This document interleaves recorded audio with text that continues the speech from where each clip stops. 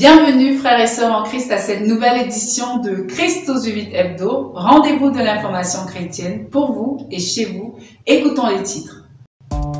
L'année liturgique C est presque terminée. Dans 4 jours exactement, nous entrons dans le temps de l'Avent, le temps préparatoire à la célébration de la naissance de notre Seigneur et Sauveur Jésus-Christ. Ce temps qui marque l'année liturgique, le début de l'année liturgique est un temps de préparation, un temps d'attente et d'espérance. Dans ce journal, quelques chrétiens partagent avec nous leur plan pour l'Avent et le Père Patrick Mugisho, jésuite, nous explique ce qu'est l'Avent et comment rendre ce temps fructueux pour notre vie de foi. Dimanche dernier, 20 novembre, la paroisse Saint-Justin de Tchan a eu l'occasion d'accueillir au sein de sa chapelle 2 évêques du Cameroun, Monseigneur Paul Lantiquené, évêque de Bafoussam, et Monseigneur Christophe Zoa, évêque de Saint-Méliba. À l'occasion de la traditionnelle messe de rentrée académique, nous reviendrons sur ces événements dans ce journal. Voilà, c'est tout pour les titres, les développements dans un instant.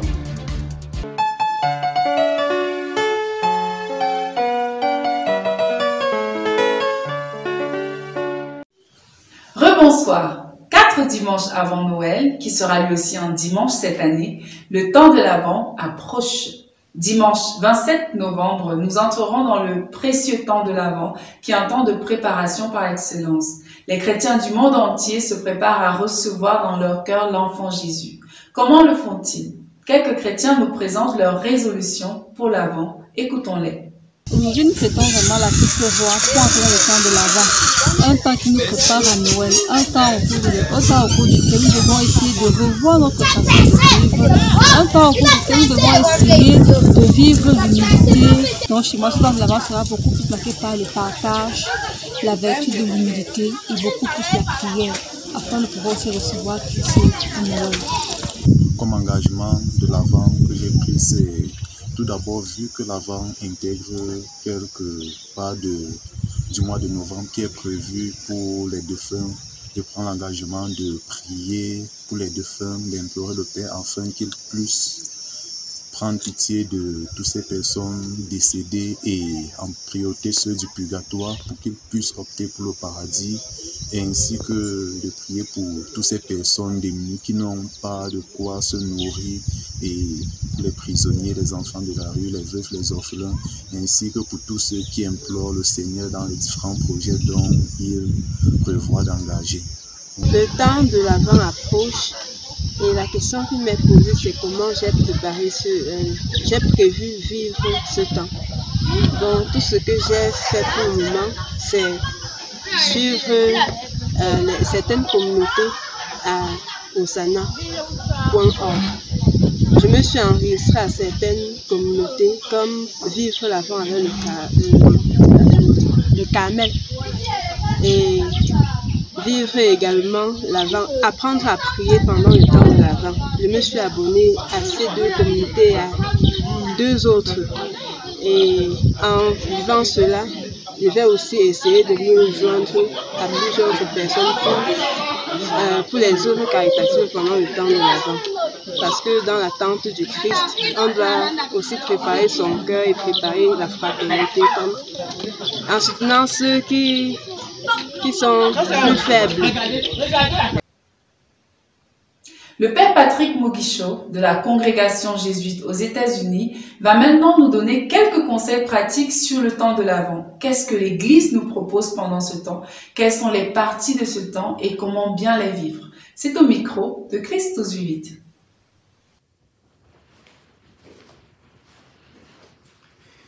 Bien chers frères et sœurs dans le Seigneur, que la grâce et la faveur de notre Seigneur Jésus descendent et demeurent sur chacun et sur chacune de vous. Il m'a été demandé de nous parler un peu de ce temps de l'Avent, de nous dire qu'est-ce que l'Avent et comment nous pouvons faire pour vivre ce temps de l'Avent. La première chose d'abord à savoir que l'Avent, comme dans toute vie chrétienne, nous avons des temps de préparation. Nous avons 2 grands événements dans notre vie chrétienne, c'est la Pâque et la naissance de Jésus. Donc l'Avent, c'est ce temps que l'Église nous donne, c'est ce temps que l'Église dispose pour que nous nous préparions à un des grands mystères de notre foi, qui est l'incarnation du Fils de l'homme. Cet amour de Dieu, cet amour tellement immense de Dieu, qui a fait que Dieu descende pour vivre avec nous, que Dieu descende pour se faire homme, pour nous découvrir cet amour, pour nous donner cet amour et pour nous apprendre à vivre de cet amour. Et donc le temps de l'Avent, c'est ce temps où on se prépare à cela. On se prépare à cette grande fête qui est la fête de la venue de Dieu parmi les hommes. Lorsque nous devons accueillir le Seigneur, nous devons être prêts. Nous devons nous préparer. Intérieurement, extérieurement, nous nous préparons à faire cela, à accueillir notre Sauveur, à accueillir notre Seigneur. Le temps de l'Avent, nous allons nous rendre aussi compte que c'est le temps qui commence une année liturgique. La fête du Christ roi que nous avons célébrée le dimanche passé clôturait l'année liturgique C. Et maintenant, nous allons entrer dans une nouvelle année liturgique qui est l'année liturgique A. Et le temps de l'Avent, c'est ce temps qui commence cette année. Donc nous commençons l'année dans une préparation. Nous commençons l'année avec un esprit qui se prépare à vivre de grandes choses. Et c'est pourquoi chaque année liturgique apporte des grâces nouvelles, parce que nous la vivons différemment. Et pour cela, l'Église a choisi cette couleur que je porte, qui est la couleur violette. C'est une couleur qui nous rappelle cette préparation. Nous savons que quelque chose de grand vient. À l'époque, c'était la couleur noire, qui est une couleur aussi qui nous dit que quelque chose va arriver. Préparez-vous.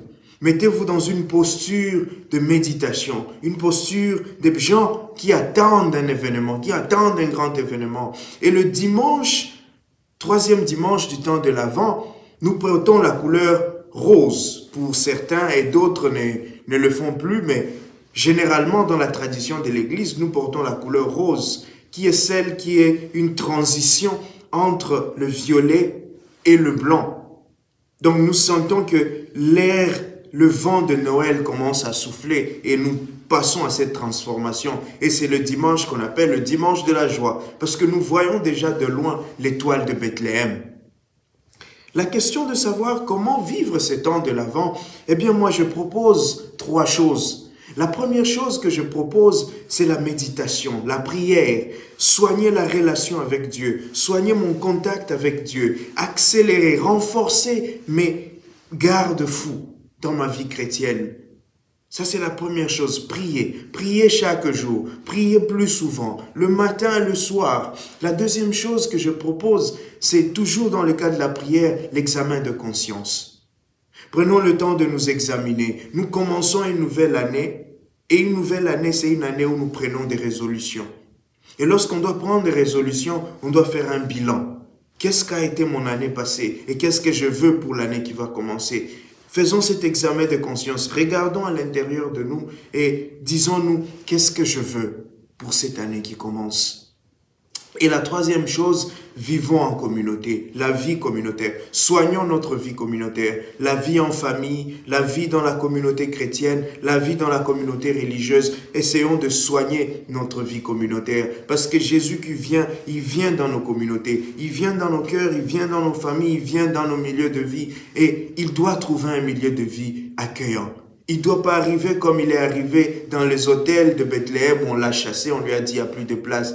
Que Jésus, quand il vient, il trouve de la place. Et pour lui faire de la place, nous devons soigner notre vie en nous réconciliant, en nous demandant pardon, en essayant de nous entraider comme chrétiens, comme fidèles, en essayant de faire une vie de paix avec les hommes et les femmes avec qui nous vivons.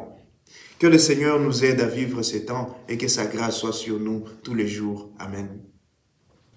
La paroisse Saint-Justin de Tchan a eu la grâce dimanche dernier d'accueillir non pas un, mais 2 évêques, celui de Bafoussam Paul Antiquené et celui de Saint-Mélima Christophe Zoa, à l'occasion de la messe solennelle de rentrée académique. Cette messe qui marque officiellement le début de l'année pastorale dans cette paroisse estudiantine a été l'occasion pour les jeunes de manifester leur joie d'accueillir le nouvel évêque dans leur paroisse et aussi de lui confier leurs doléances.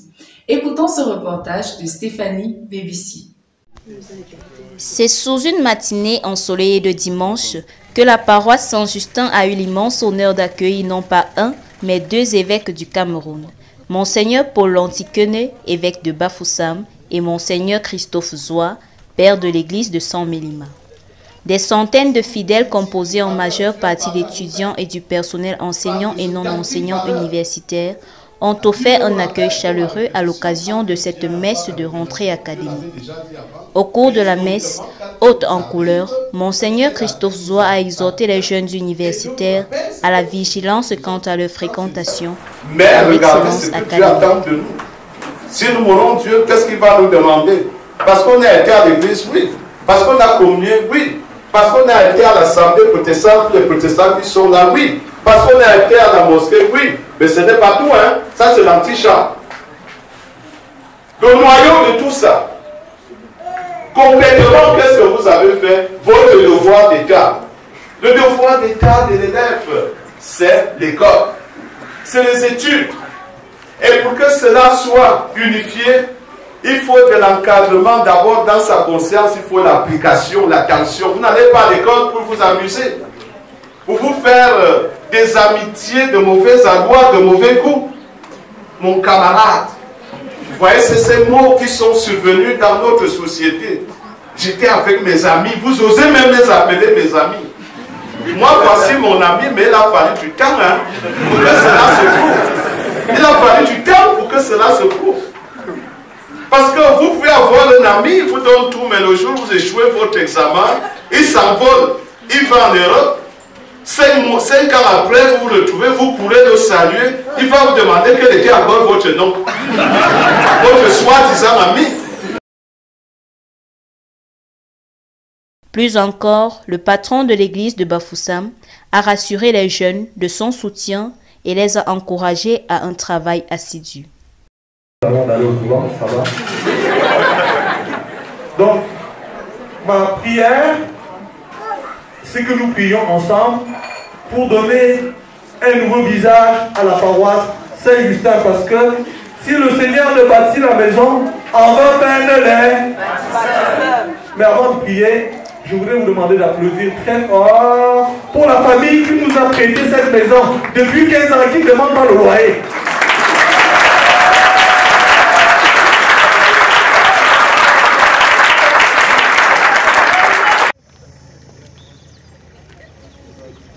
Après une séance de prise de photos, quelques personnalités de la ville ont manifesté leur satisfaction quant à la présence de l'évêque dans la ville.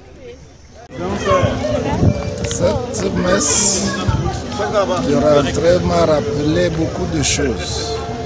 Déjà mon premier séjour à Tchang comme procureur de la République. À l'époque, j'étais le président d'honneur de la chorale de l'aumônerie catholique universitaire. J'ai été particulièrement touché par la prestation des choristes qui vraiment ont très bien animé cette messe.